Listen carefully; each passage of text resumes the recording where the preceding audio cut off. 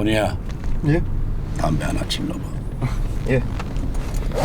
회장님, 올림픽 들어가 막힐 것 같습니다. 마포대교는 무너졌냐 이 새끼야? 예, 아닙니다.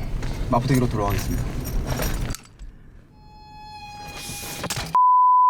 고니는 무슨 죄로 처벌될까요? 스케이트보드 소년에 대해서는 그리고 곽철용에 대해서는 성립할 수 있습니다. 안녕하세요. YK교통의 도로왕 김지훈 변호사입니다.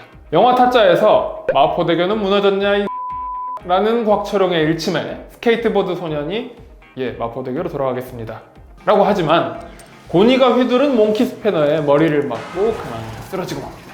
결국 차는 절벽으로 추락하고 스케이트보드 소년은 물론 곽철용까지 사망합니다.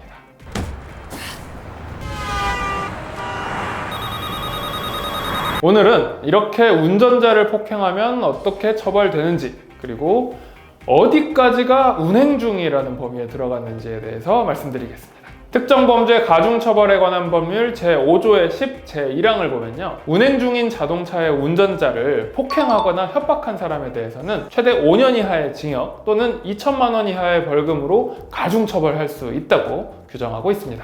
5년 이하의 징역이라 관점에 따라서는 좀 낮은 처벌이 아니냐라고 생각할 수 있겠지만 그렇지 않습니다. 제2항을 보면요, 이렇게 해서 사람을 상해에 이르게 하면 3년 이상의 징역에 처할 수 있다고 규정되어 있고요, 그리고 이렇게 해서 사람이 사망에 이르면 무기징역 또는 5년 이상의 징역에 처할 수 있다고 규정되어 있습니다. 왜냐면 사실은 상해 진단 받는 거 굉장히 쉽거든요. 일반적으로 맞아서 멍만 들어도, 아니면 몸이 뻐근하다고 병원에서 호소하기만 해도 웬만하면 2주 진단은 받습니다.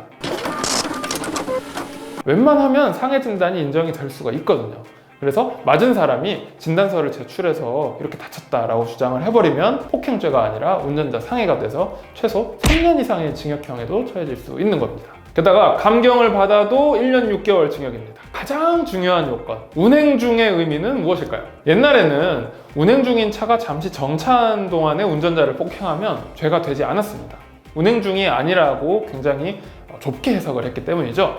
그런데 특가법이 개정되면서 이제는 주행 중은 물론이고 버스나 택시처럼 여객 자동차를 운행하는 운전자가 운행 중에 잠시 손님의 승하차를 위해 차를 멈추거나 아니면 신호대기를 하고 있는 경우에도 운행 중이라는 말로 해석이 됩니다. 따라서 이런 경우에도 당연히 가중처벌이 되고요, 심지어는 운전자를 폭행해서 이로 인해 교통사고가 나고 승객이나 다른 사람이 다치거나 사망했을 경우까지도 가중처벌이 됩니다. 자, 그럼 이제 질문에 대한 대답을 드리겠습니다. 고니는 어떻게 처벌될까요? 예림이 급해 봐봐. 자, 일단 곽철용에 대한 죄책부터 보겠습니다.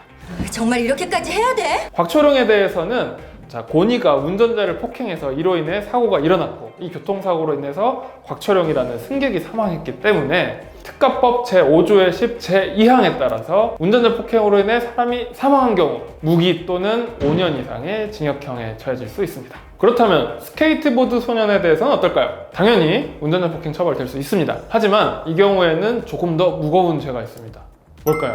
스케이트보드 소년에 대해서는 조승우가 몽키 스패너를 들어서 머리를 가격했습니다. 머리가 터졌는데 과연 이 경우에도 폭행만 하려고 했다고 볼 수 있을까요? 대체적으로 법조 실무에서는 이런 경우에는 충분히 살인의 고의가 있었다고 인정을 할 수 있을 것 같습니다.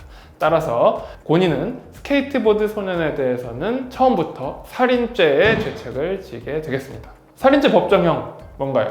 사형, 무기징역 또는 5년 이상의 유기징역까지 가능합니다. 운전자 폭행죄로 저를 찾아온 의뢰인들을 보면 대개는 술에 취해서 대리기사나 아니면 택시기사를 폭행한 경우들이 많습니다. 심지어 최근에는 마스크를 쓰고 차를 타라 라고 요구한 버스 기사를 어떤 승객이 폭행하고 물어뜯어서 살점이 뜯겨 나간 사건까지 있었습니다. 이 50대 남성은 결국 구속되었죠. 이런 피해를 막기 위해서 요새는 버스에 운전석에 보호벽을 설치한다든지 아니면 CCTV를 설치해서 사고를 예방하기도 합니다. 오늘은 운전자 폭행죄에 대해서 알아봤는데요. 자, 술 드시고 이성을 잃으시는 분들, 혹은 술을 드시지 않았는데도 성질을 주체하지 못하시는 분들 명심하세요. 운전자 폭행죄 결코 만만히 볼 범죄 아닙니다. 지금까지 도로왕 김지훈 변호사였습니다.